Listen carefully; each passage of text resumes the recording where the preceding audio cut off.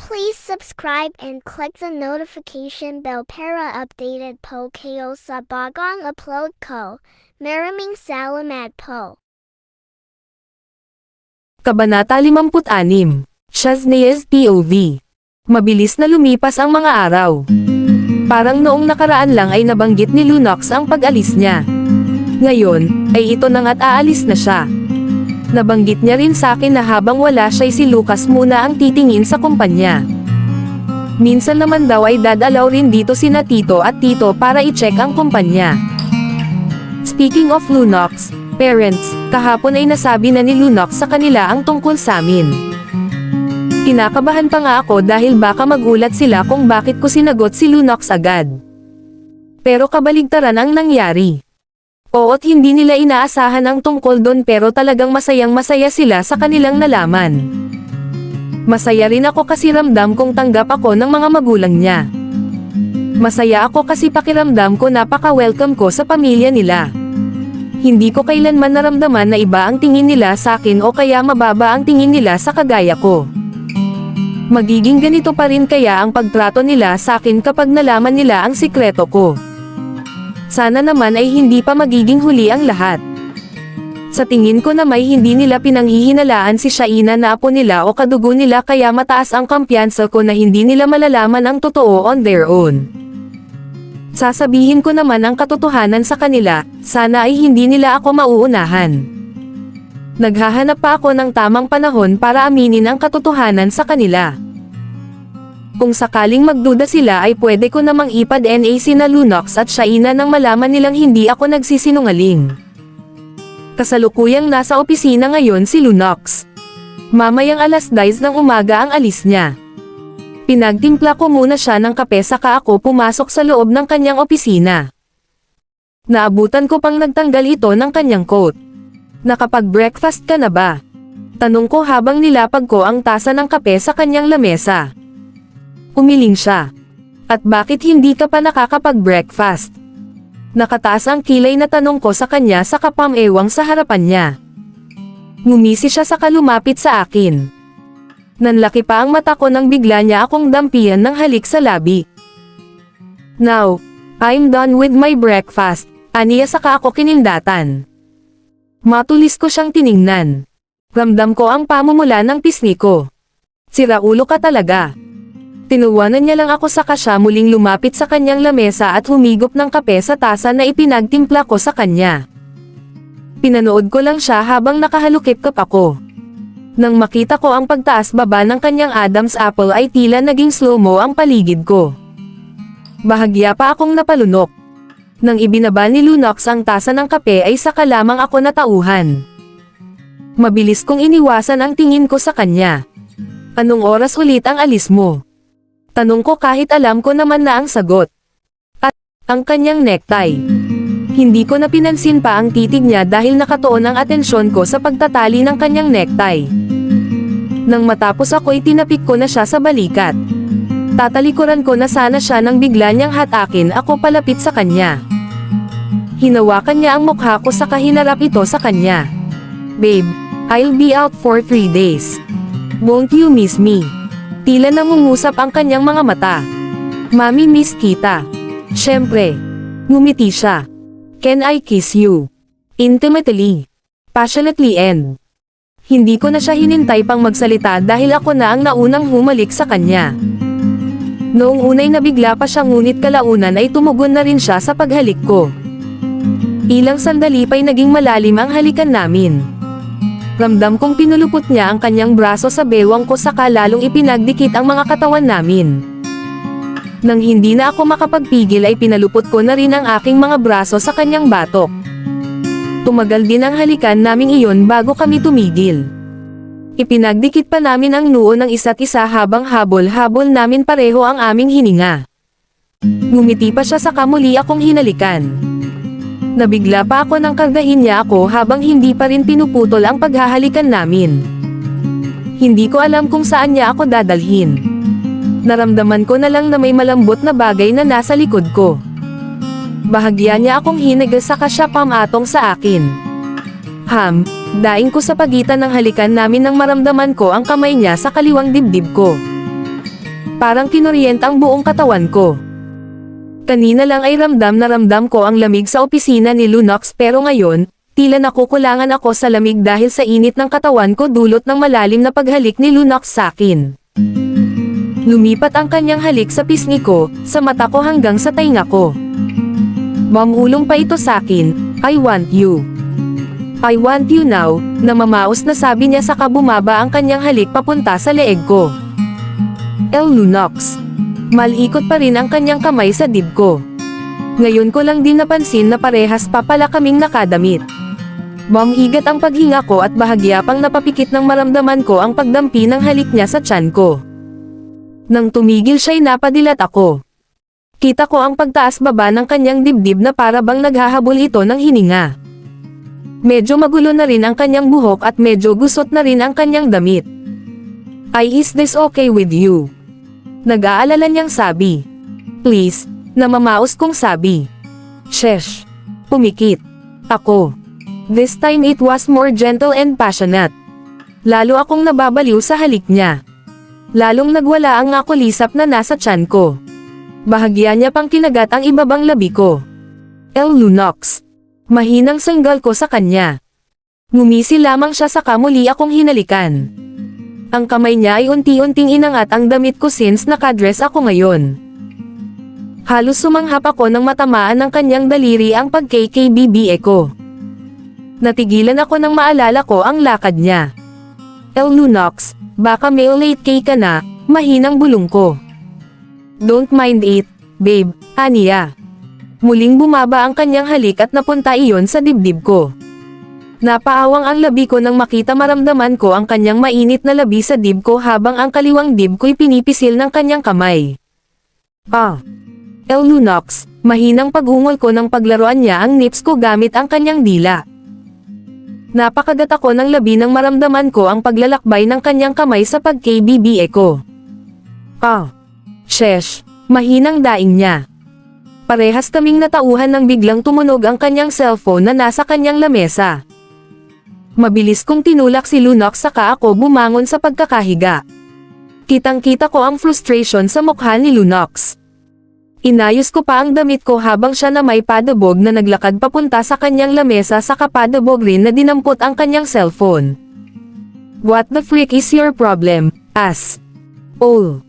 Galit na sanggal niya sa kabilang linya. Lumapit ako sa kanya habang natatawa. Magulong-magulo ang buhok ni Lunox. Salubong din ang kilay nito. Humalukip-kap ako sa harapan niya.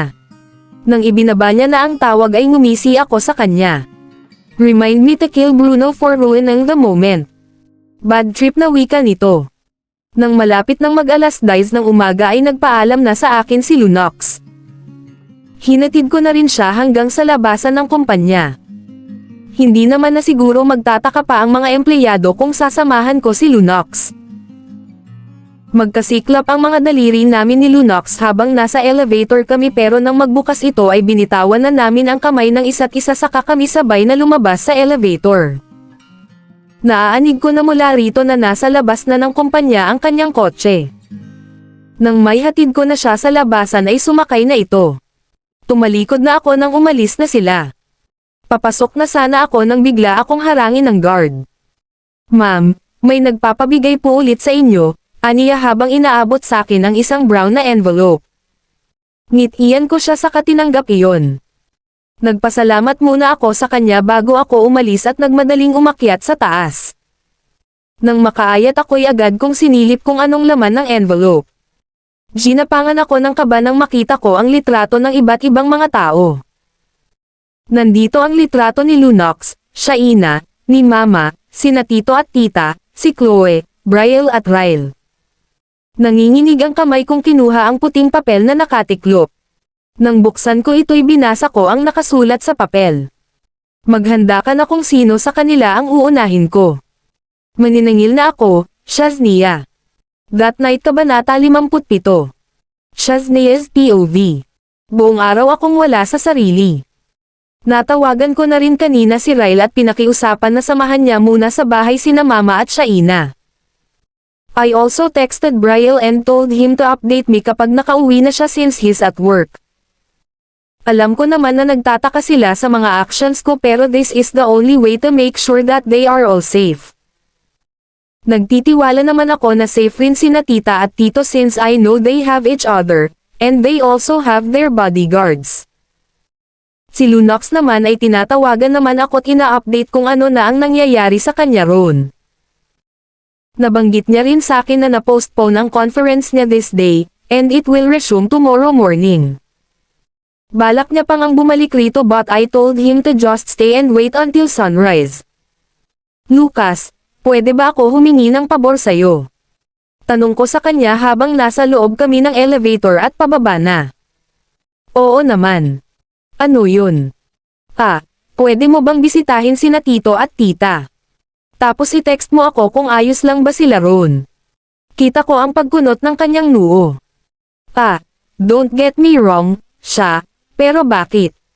Is there something wrong? Mabilis naman akong umiling. Wala lang.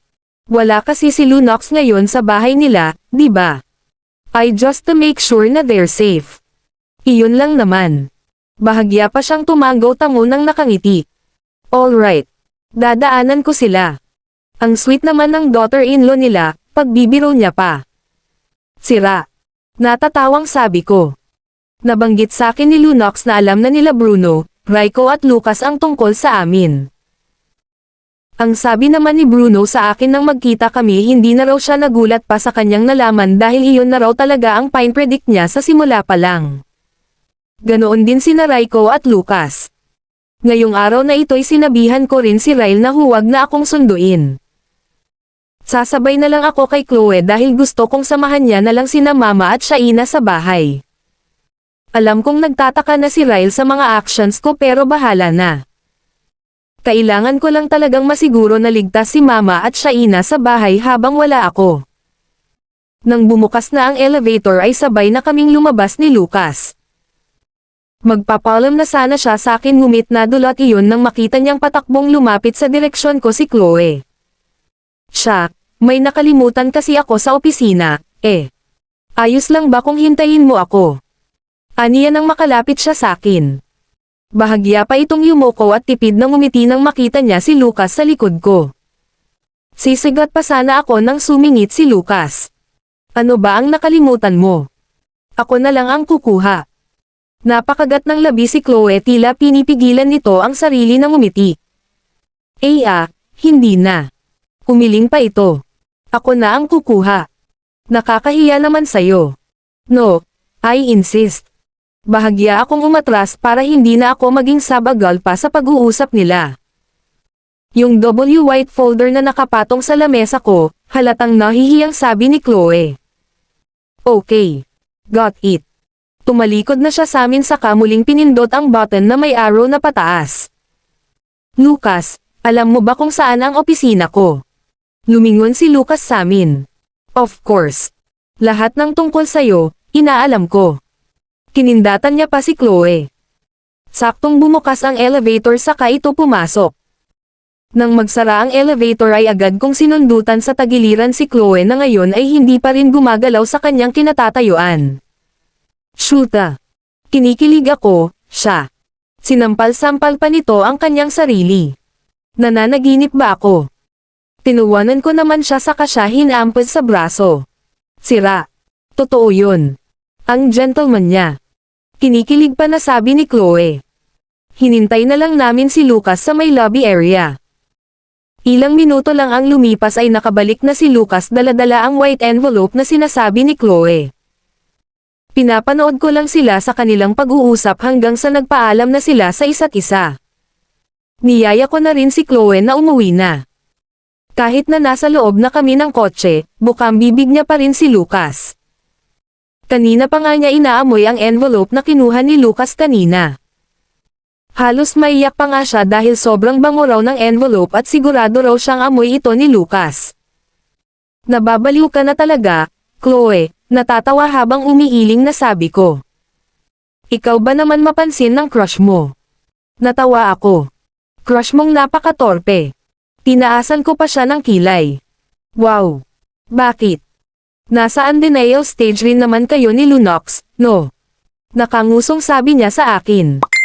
Ngumisi ako't hindi sumagot sa kanya. Teka. Naglipat-lipat ang tingin niya sa akin at sa daan. Don't tell me. Tumango ako sa kanya. Kami na. What? Gulat na tanong niya. Kailan pa nangyari yan? Hindi mo ba hinayaan na ligawan ka niya? Paano si Shaina? Paano ay yung prinsipyo mo? Ang sikreto mo? Tuloy-tuloy na tanong niya. Teka. Kumalma ka muna, natatawang sabi ko sa kanya. Huminga muna ako ng malalim saka nagpatuloy. Niligawan niya ako, hindi ko lang nasabi sa'yo.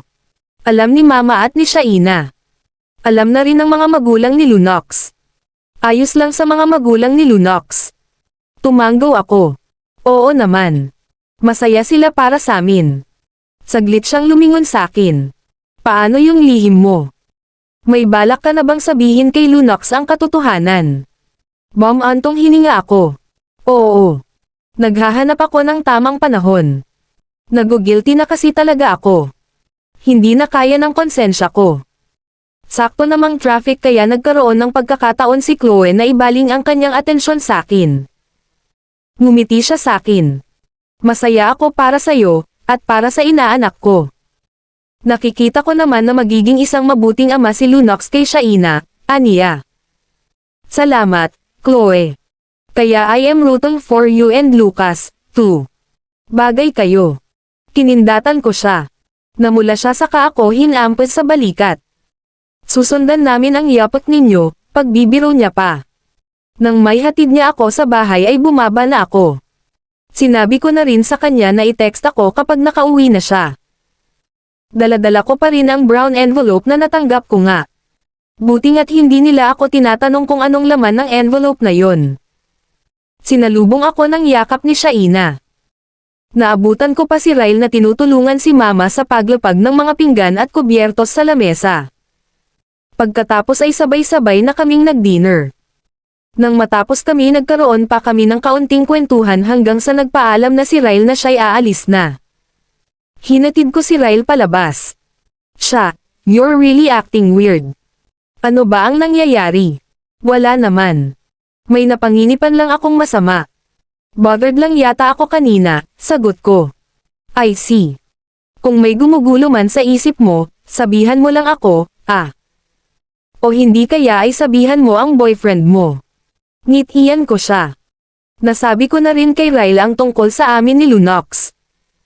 Kagaya ni Chloe ay masaya rin siya para sa akin. Salamat, Ryle. Kailan ka ulit babalik ng States? Probably next month. Basta kapag ikakasal kayo ni Lunox, dapat imbitado ako, ah. Sinapak ko siya. Ang advance mo mag-isip. Nang makasakay na si Ryle ay pinanood ko pa ang pagharurot ng kanyang kotse palayo sa bahay namin. Nang hindi ko na ito maanagan ay saka lamang ako muling pumasok ng gate. Nagulat pa ako nang may nanghagis ng bato malapit sa paanan ko. Mabilis akong lumingon pero wala naman akong makitang kahit anino man lang ng tao. Tanging ang streetlight lang at mga asong pag-alagala ang napapansin ko. Dahil sa kuryosidad ko'y pinulot ko ang bato na iyon. Ngayon ko lang din napansin na may nakataling nakarolyo na papel sa bato na iyon. Tinanggal ko ang tali sa kakinuha ang nakarolyong papel. Binuksan ko ito at, kumusta na kaya si Lunox sa Palawan?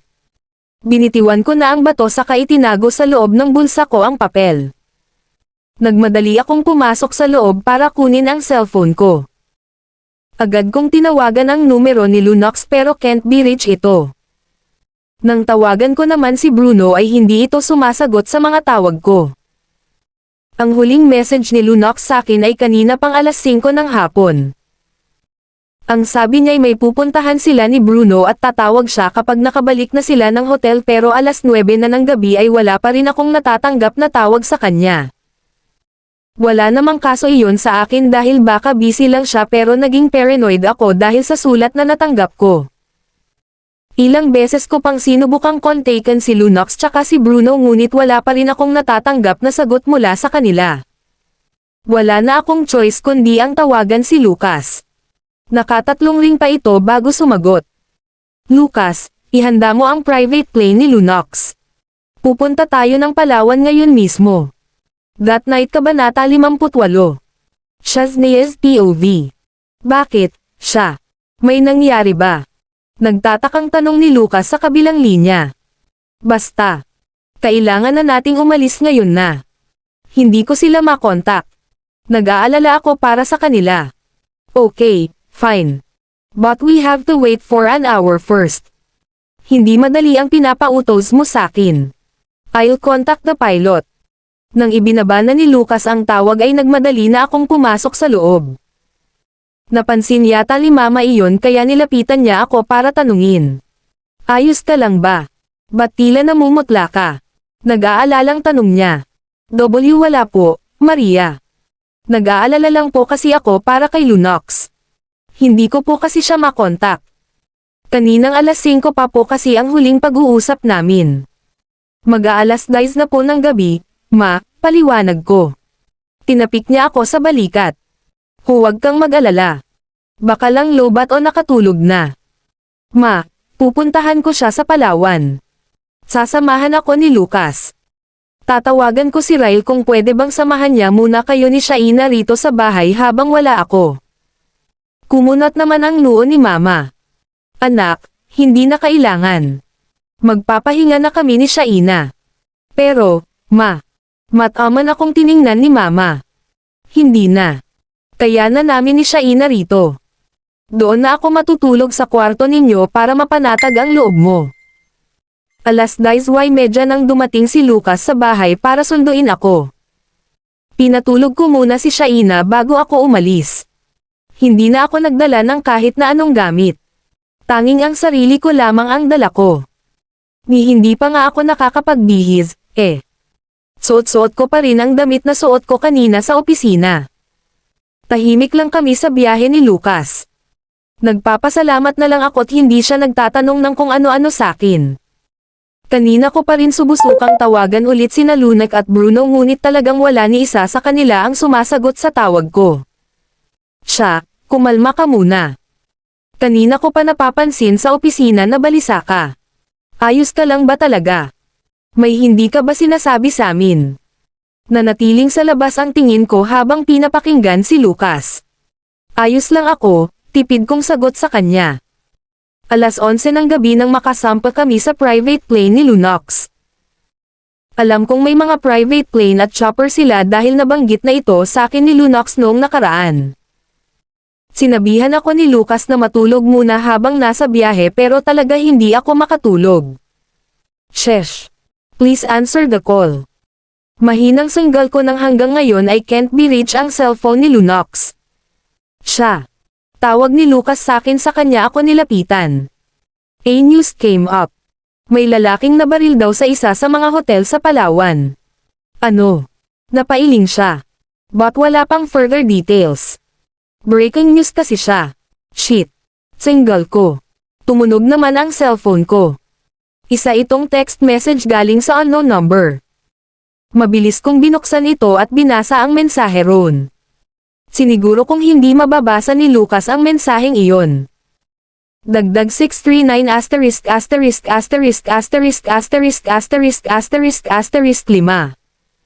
Bilasan mo na, Shaina. May surpresa akong hinanda para sa iyo na talaga ikagugunaw ng mundo mo.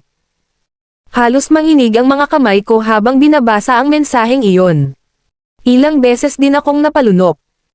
Paulit-ulit ko iyong binabasa. At sa tuwing binabasa ko iyon paulit-ulit ay lalo lamang akong kinakain ng kaba ko. Ang news. Imposibleng si Lunox yun. Hindi si Lunox yun.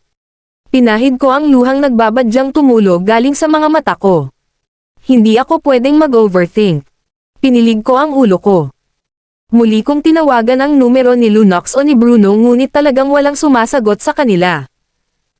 Hinawakan ni Lucas ang balikat ko saka bahagyang hinimas ito. Siya, kumalma ka. Malapit na tayo, aniya. Pagkatapos ng halos isang oras naming biyahe ay nakalapag na kami sa Palawan. 15 minutes naman ang layo mula rito papunta sa hotel na tinutuluyan ni Lunox at Bruno.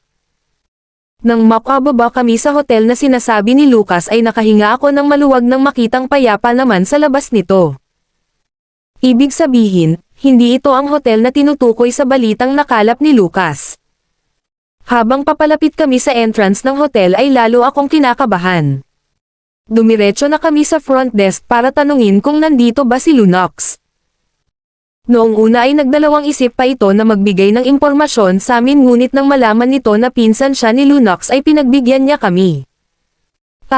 Yes, sir. He's actually at his room. Mga anong oras pa, miss? Lumabas po sila ni Mr. Laurent at 5 p.m. and they came in at 8 p.m., sagot naman ng receptionist. Nilingan ako ni Lucas. Pupuntahan ba natin? Humugat ako ng malalim na hininga saka ako tumango sa kanya. Muli naman siyang humarap sa receptionist. Okay, miss.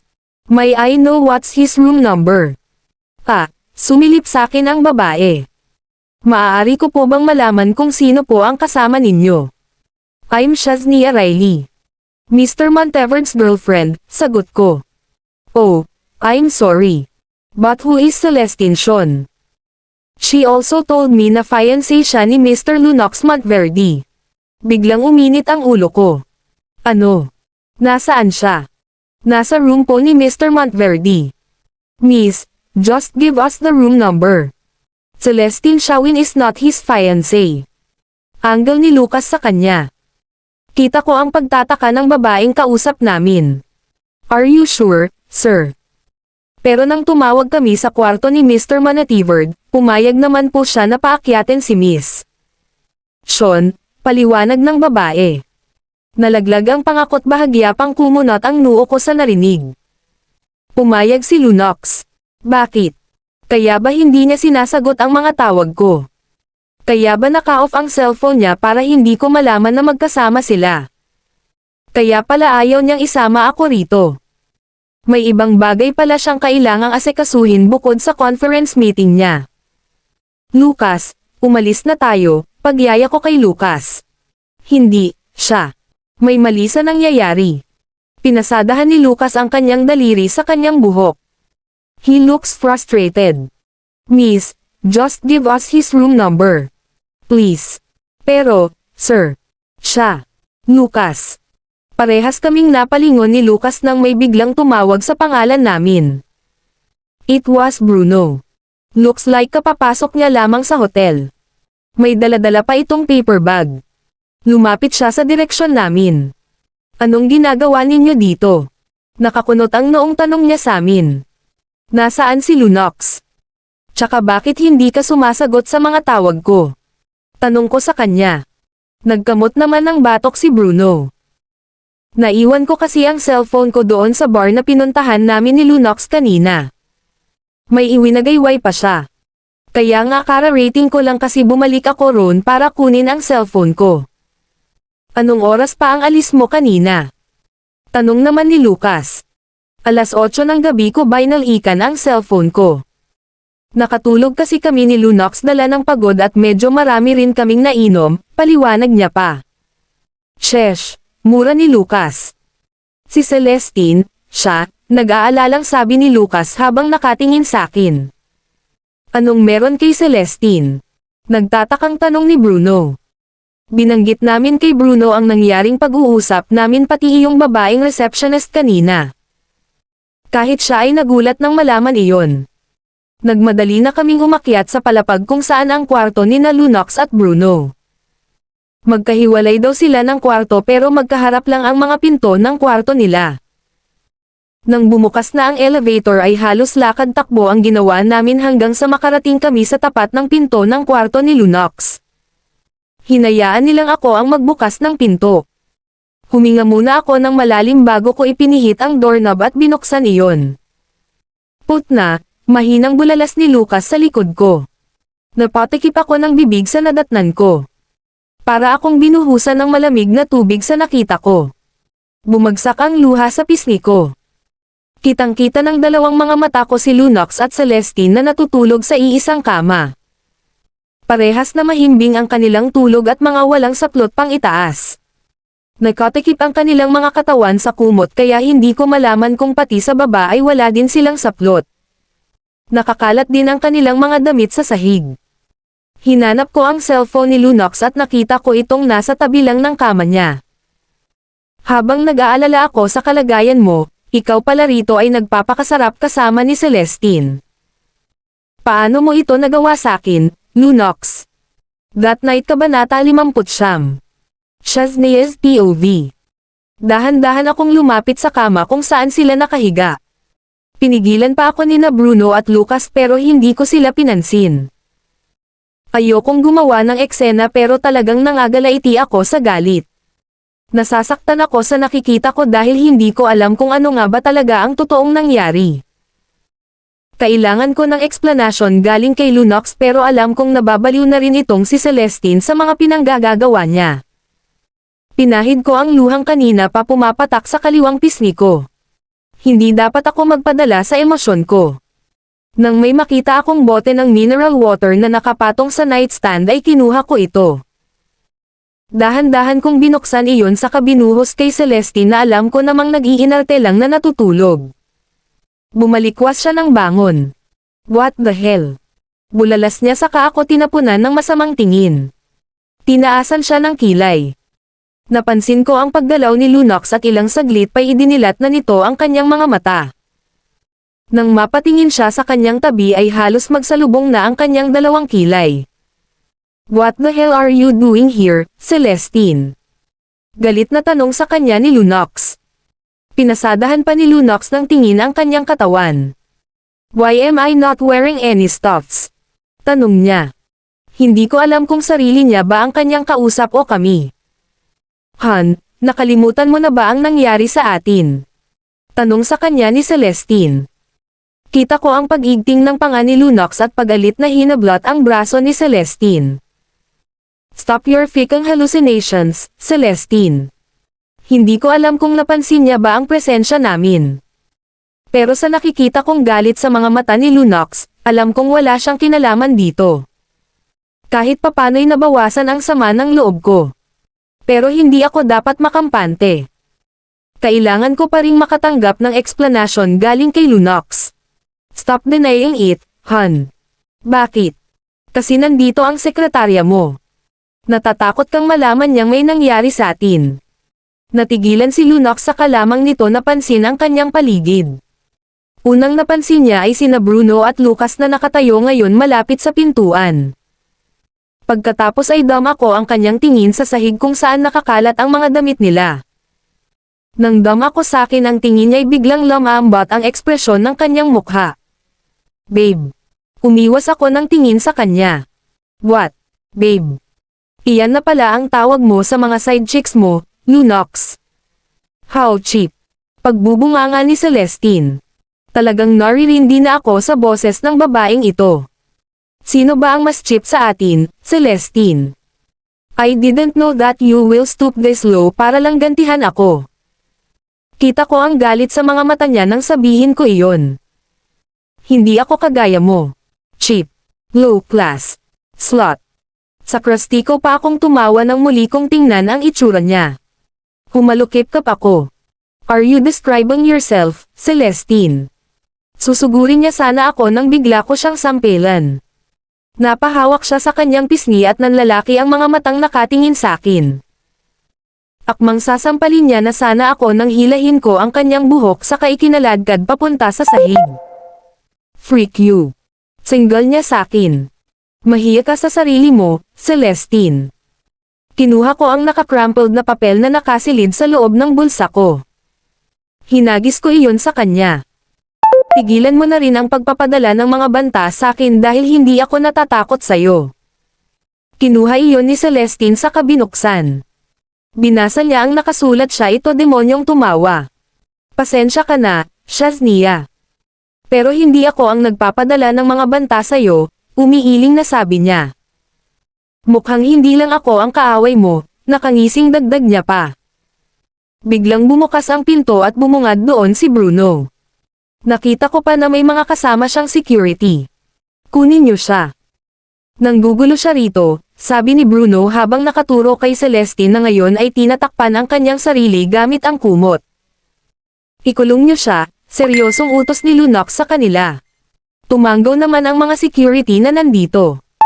May iba pang mga guests na sumisilip sa kwartong ito sa tuwing napapadaan sila. Pinagbihis na muna nila si Celestine bago nila tinangay ito. Ngunit bago pa man sila tuluyang umalis ay ngumisi si Celestine sa akin. Mali ka ng pinagkakatiwalaan. Kalalabas lang din ni Lunox sa bathroom dahil nagpaalam itong magbihis kanina. Naka-boxer lang kasi ito. Sina Lunox at Bruno naman ay nakaupo ngayon sa sofa habang ako na may nasa balkonahe. Yakap-yakap ko ang sarili ko habang pinagmamasdan ang mga ilaw na nanggagaling sa daan at sa mga building. Gusto ko nang umuwi pero sa tingin ko'y kailangan ko munang makausap si Lunox tungkol sa nangyari. Ilang sandali pa'y nakaramdam ako ng pagkayakap galing sa likuran ko. Kahit na hindi ako lumingon ay alam kong si Lunox iyon. Ipinatong niya pa ang kanyang mukha sa balikat ko. Nanatili kami sa ganoong sitwasyon at nang lumipas ang ilang minuto ay nagsalita na ako. I'll let you explain. Huminga siya ng malalim saka bumitaw sa pagkakayakap sakin. Tumabi siya sakin saka hinarap ako sa kanya. Hinawakan niya ang mga kamay ko. Honestly, I don't know what happened. I don't even know how did she get here. Hindi mo talaga naramdaman na tinabihan ka niya. Lunox, paano kung totoong may nangyari sa inyo? Umiling siya. No, babe. Sigurado akong walang nangyari sa amin. Pero lasing ka. Hindi porket lasing ako ay wala akong maalala. Babe, don't you trust me? Hindi ko alam, Lunox. Gustong-gusto kong maniwala. Pero, iyong nakita ko. Hinawakan niya ang mukha ko saka tiningnan ako ng diretso sa mga mata. Babe, please. Hindi ko kayang saktan ka. It was a trap. Sige nga. Ang sabi sa amin ng receptionist, tumawag sila sa kwarto mo at tinanong kung pwedeng bang paakyatin si Celestine. And guess what? You said yes. Pangangatwiran ko. Nagsalubong ang kanyang kilay. Hindi ko maaalala. Because you're drunk. Tumaas ang boses ko. Hindi ko na napigilan ang sarili kong maiyak. Nabanggit sa akin ni Bruno na naginuman kayo kanina. Ni hindi mo sinabi sa akin na magbabar kayo. Kung hindi pa ako dumating, baka mas malala pa ang nangyari sa inyong dalawa, dagdag ko pa. Binitawan niya ang pagkakahawak sa mukha ko saka siya bumantong hininga ng ilang beses habang hinihimas nito ang kanyang sentido. Ako na may pinapanood lang siya sa kanyang ginagawa. Ngayon, masasabi mo ba sa akin na sigurado kang walang nangyari sa inyo? Namamaos kong sabi sa kanya dahil sunod-sunod na ang pag-agos ng luha sa aking pisngi. Napatigil siya sa kanyang ginagawa saka siya tumingin sa akin na tila bang may naalala ito. Nang walang ano-ano'y pumasok siya sa kanyang kwarto. Sinundan ko naman siya. Nakita kong parang may hinahanap siya sa kanyang sahig at may pinulot ito. Napalunok ako nang mapagtantong iyon ang papel na tinapon ko kanina may Celestine. Ang papel kung saan nakasulat ang banta na natanggap ko kanina. Ang dahilan kung bakit nandito ako ngayon. What's this? Tanong tiya habang tinutukoy ang papel na kanyang hawak. Pati sina Lucas at Bruno ay napatingin doon. Wala yan, malamig na sagot ko sa kanya. Ito ba ang dahilan kung bakit ka nandito? Tanong niya. Tinapunan ko siya ng malamig na tingin. Huwag mong babaligtarin ang usapan, Lunox. Just answer my question, babe. What is this? It's a threat. Hindi, siya. Si Lunox ang may pakanan niyan, sagot ni Bruno. Kumunat naman ang noo ko. Anong ibig mong sabihin? Si Lunox ang nagpapadala ng mga sulat sa akin. Nakatinginan sila ni Lucas saka napangiti. Hindi lahat. Iyan lang, saad naman ni Lucas. Lalo akong naguluhan sa mga pinagsasabi nila. Lumapit si Lunox sa akin saka hinawakan ang kamay ko. Ako ang nagpadala ng sulat na to, saka ikanwento ni Lunox ang totoong nangyari. Mr. Monteverde, nandyan na po ba si Ma'am Shaznia? The guard asked me. I don't know. Why? May nagpapabigay po sa kanya nitong envelope. He handed me the brown envelope. I opened it. Kumunat ang noo ko nang makita ang laman ng envelope na ito. Is this a death threat? Since when did she receive something like this? I mean, this anonymous letter. I asked the guard. Pangalawa pa lang yan, Mr. Monteverde. Iyong una po ay maliit na kahon. I nodded and thanked him. Isinauli ko sa kanya ang envelope at ipinagbilin sa kanya na huwag sasabihin kay Shaznia na alam ko ang tungkol sa envelope na yon. When I entered my office, I quickly contacted all my connections. Police officers and investigators. I even hired a lot of bodyguard to make sure of their safety. I told them about the threat that Shaznia is receiving and I also ordered him to protect Shaznia and her family and friends at all costs. Dod, nakita ko si Celestine sa labas ng hotel. Pagala-gala. Mukhang may binabalak. Maybe he's right. Hindi ko alam kung anong tumatakbo sa utak ni Celestine, but I am sure that she's after me. Whatever her plans are, I need to be on top of that. We decided to went to a bar, and as expected, Celestine is following us.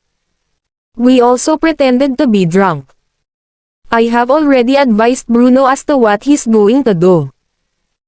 Nang nasa kwarto na ako ay tumawag sa akin ang isa mga private investigator ko, he told me that someone is trying to kill Shaznia.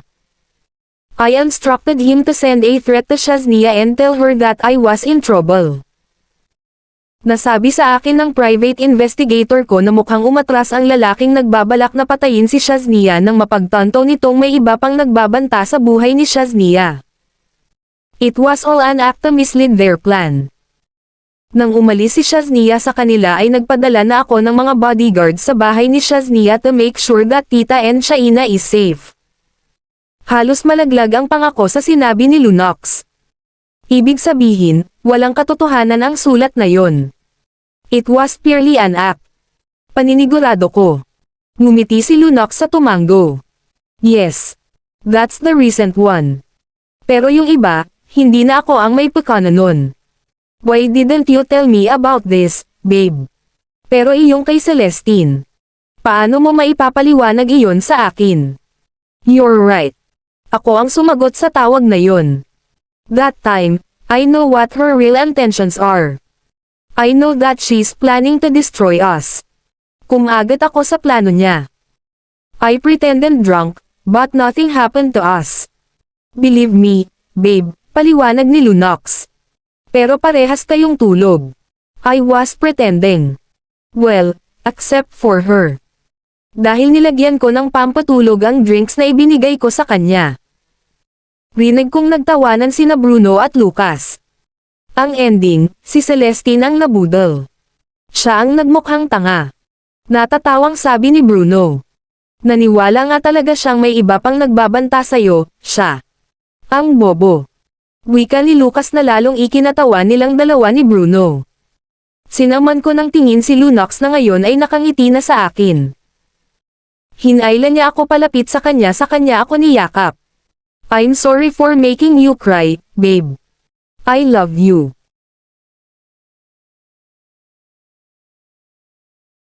That night Kabanata 6 na po. Shaznia's POV. Paano mo maipapaliwanag sa akin iyong nadatnan ko? Parehas kayong hubad. Don't tell me hinuberan mo siya. Nako, Lunox, ha. Sinaman ko siya ng tingin. Tumawa siya. Babe, she undressed herself before I could offer her the drink. Hindi ako naniniwala, sagot ko habang nakahalukip-kap. Nakakunot pa ang noo ko kahit hindi naman siya nakatingin sakin. Iniwan na kami ni Bruno at Lucas dito sa loob.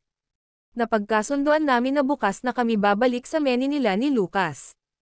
Maghahating gabi na kasi at masyado ng delikado kung bumiyahe pa kami. Lumipat na sila ng kwarto ni Bruno habang kami naman ni Lunox ay naiwan sa kwarto niya. Ang bedsheet naman ay napalitan na kanina ng mga housekeeper. Si Mama naman ay tinext ko na kanina at sinabing dito na ako magpapalipas ng gabi kasama si Lunox. Hindi ko na rin siya tinawagan dahil alam kong mahimbing na ang kanyang tulog ng ganitong oras. Kasalukuyan kaming nanonood ng palabas ni Lunox. Nakaupo kami sa kanyang sofa. Nakahilig ako sa kanyang balikat habang parehas na nakatuon ang atensyon namin sa palabas na pinapanood namin. Action movie ito dahil si Lunox ang pumili nito. Wala naman akong interes sa mga ganitong palabas pero dahil kay Lunox ay sinakiyan ko na lang ang gusto niya. Bahagya niya pang kinurot ang pisngi ko. Believe me, babe. Alam ko na ang pakay niya sakin kaya inunahan ko na siya ng pampatulog. Ay hist. Naghalikan ba kayo? Siya ba ang nagtanggal ng damit mo? Umayos siya ng pagkakaupo saka humarap sa akin. Mataman niya akong tiningnan sa mga mata. Babe, you're the only girl that I love. Sa'yo lang ako. Hinawakan niya ang mukha ko. Ikaw lang ang babaeng hahawakan ko. Ikaw lang ang babaeng hahalikan ko. Sa'yo lang ang katawan ko. Sayong-sayo ako. Okay. Kinagat ko ang labi ko para pigilan ang sariling ngumiti. Dahan-dahan akong tumanggo sa kanya. Mahal kita, Mr. Monteverde. Kumorba ang kanyang labi sa isang ngiti. Dahan-dahan niyang inilapit ang kanyang mukha sa akin saka binigyan ako ng smack kiss. Mahal, muli niya akong hinalikan. Na mahal, at sa huling pagkakataon ay muli niya akong hinalikan. Na mahal kita, Shaznia. Hinampas ko siya sa kanyang braso. Chumachansing ka ba, Mr. Monteverde? Ngumisi siya. It's just the two of us. Ayaw mo bang ituloy natin ang nangyari kanina? Lalong sumili ang ngisi sa kanyang labi. Ramdam ko ang pamumula ng pisngi ko nang sabihin niya iyon. Siraulo talaga itong boyfriend ko. Oras na ng gabi pero kung ano-ano pa ang iniisip. Hindi mo ako madadaan sa paganyan mo, wika ko. Ngumuso siya sa nagkibit balikat. Well, it's up to you, babe. Nagsasuggest lang naman ako. Umirap ako. Siraulo ka talaga.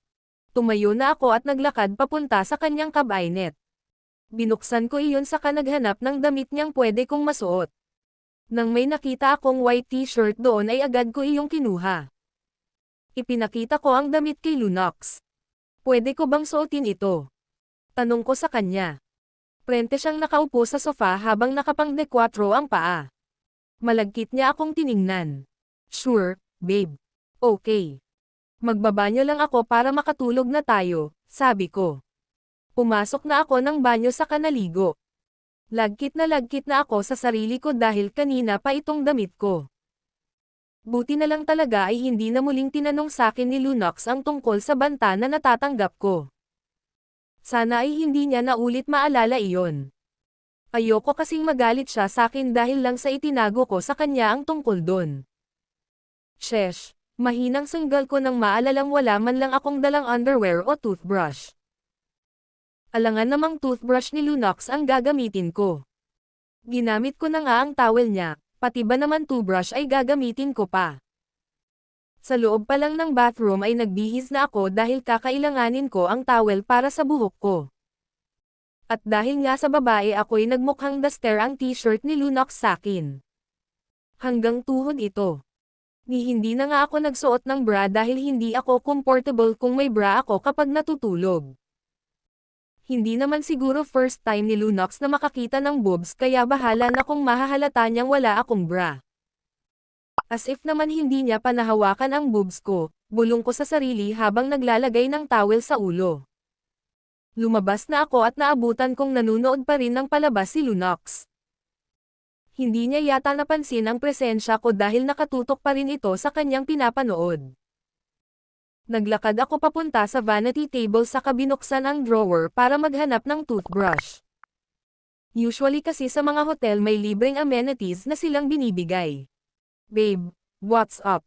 Dinig kong wika ni Lunox. Hindi ko siya nilingan. May toothbrush bang binigay sa'yo ang hotel? Wala kasi akong dala.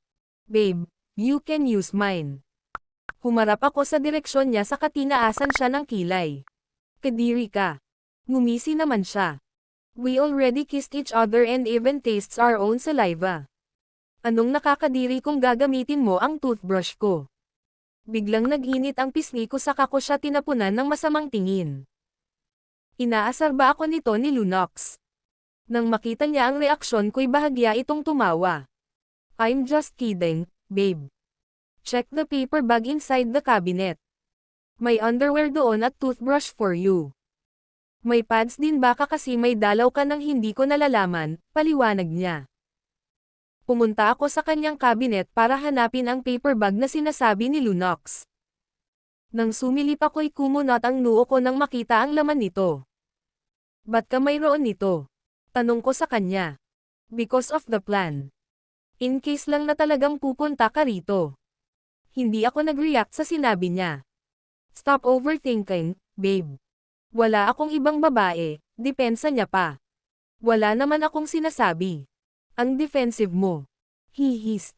I know what's running on your mind. Kumuha ako ng panty at toothbrush sa loob ng paper bag saka ako pumasok sa loob. Pagkatapos kong mag-toothbrush ay lumabas na ako. Tiningnan ko pa ang refleksyon ko sa salamin. Tinali ko ang buhok ko into a messy bun. Hindi kasi ako sanay matulog na nakalugay ang buhok. Pakiramdam ko kasi ang init-init kapag ganoon. Nang sumilip-alo sa sofa ay wala roon si Lunox. Sumilip ako sa balkonahe at nakita siyang nakatayo roon. Nang makalapit ako sa pwesto niya'y tumikim ako dahilan para humarap siya sa akin. Yes, babe. Tanong niya pa. Hindi ka pa ba matutulog? Shesh. Ba't ako nauutal? Umiling siya. Kung gusto mo nang matulog, you may. Sa couch na lang ako. Bakit? Malaki naman ang kama, kunot ang noong tanong ko sa kanya. Nothing. I'm concerned that you might feel uncomfortable sleeping with me in one bed. Napakagat ako ng labi. Oo nga pala. Bakit hindi ko naisip yun? Pero hindi rin ako papayag na sa couch matutulog si Lunox. Ako na nga itong nakikitulog tapos ako pa itong sa kama matutulog. Ayos lang naman. Huwag mo na akong alalahanin. Alright, babe. But you have to go sleep first. Hindi pa ako inaantok, aniya. Sige. Mauuna na ako. Ngitian ko siya saka ko siya tinalikuran. Natigilan ako nang hawakan niya ang pulsuhan ko. Muli akong lumingon sa kanya. Bakit? Nauutol na tanong ko sa kanya. Nahuli ng mga mata ko ang pagtaas-baba ng kanyang Adam's apple. Sumanghap pa siya at mamantong hininga. Nothing, babe.